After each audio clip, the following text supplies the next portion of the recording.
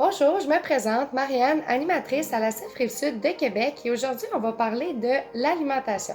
Et pourquoi? Parce que l'alimentation représente la deuxième ou troisième plus grosse dépense dans le budget. Alors aujourd'hui, on va vous montrer comment magasiner et faire son épicerie tout en économisant et en mangeant à votre faim. Faire des économies, c'est toujours plaisant, mais comment? Donc, à éviter les plats préparés.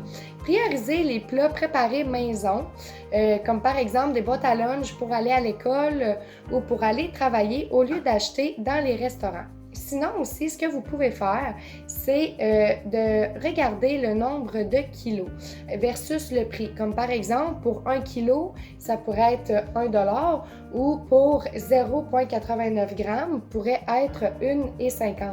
Donc, c'est de comparer au niveau du nombre de kilos lequel est le plus économique ou le nombre de grammes. Faire aussi l'inventaire de votre frigo, de votre congélateur pour faire des repas comme par exemple des potages ou des soupes avec des légumes qui sont moins beaux mais que vous pouvez réutiliser.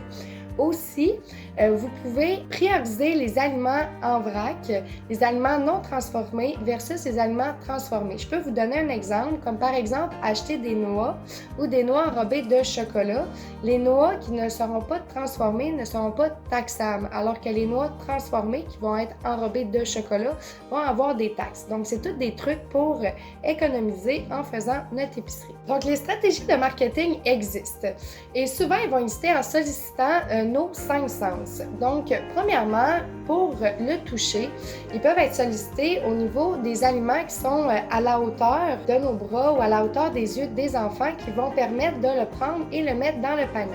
Sinon, il peut y avoir aussi au niveau de l'odorat. Donc, quand on rentre dans l'épicerie, une bonne odeur de pain chaud qui vient d'être cuit. Aussi, ce qu'il peut avoir, c'est au niveau de l'ouïe. Donc, de la bonne musique, ça peut être classique, techno, de la musique qui vont vous inciter à rester plus longtemps.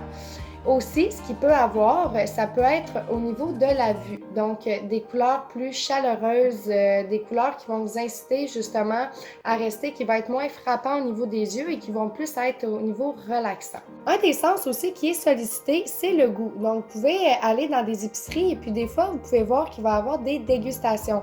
Donc, quand il y a des dégustations, ça peut nous inciter à rester plus longtemps, mais aussi à acheter le produit qu'on goûte. Donc, c'est de faire attention à tous ces sens-là et de voir si c'est vraiment des aliments dont vous avez besoin et de voir aussi lequel qui est le plus économique. Donc, c'est important de connaître nos droits. Donc, nos droits, c'est quoi? Il y a la politique d'exactitude de prix qui est là pour vous en tant que consommateur. Donc, cette politique-là, c'est quoi? Si jamais vous avez un article, vous passez à la caisse et il est affiché, par exemple, à 5 $ et à la caisse passe à 7 $. Donc, c'est dans la politique, ils doivent vous le remettre gratuitement car l'article est en bas de 10 $. Ça s'applique seulement sur un produit. Si, par exemple, l'article est en haut de 10 $, le commerçant doit vous le remettre au prix qui est affiché et vous faire, en plus de ça, un rabais de 10 $.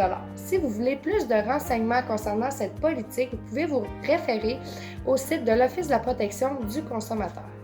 Qu'est-ce que vous pouvez faire aussi si jamais vos revenus sont moindres? Donc, vous pouvez toujours vous référer au site du 211 ou appeler directement au 211 et il va y avoir des organismes qui sont présents pour vous si vous allez dans la catégorie alimentation, au niveau des banques alimentation, des ressourceries qui sont là pour vous et pour vous aider quand vous êtes à faible revenu. Si vous voulez avoir des idées de recettes qui peuvent être économiques, il y a le site Extenso et le site SOS Cuisine qui sont là pour vous donner des idées justement avec peu d'aliments et faire des bons repas santé. Sinon aussi sur le site de la CEF Rive-Sud de Québec, vous pouvez avoir un guide alimentaire qui va pouvoir vraiment vous montrer un tableau des équivalences au niveau des viandes, au niveau des fruits et légumes, tout ce qui peut être bon pour vous et qui peuvent être économiques. Si vous avez des questions aussi, vous pouvez toujours nous appeler, ça va nous faire plaisir, ou nous contacter sur nos réseaux sociaux ou par courriel et aller visiter aussi notre site internet. Sur ce, je vous souhaite une super belle journée.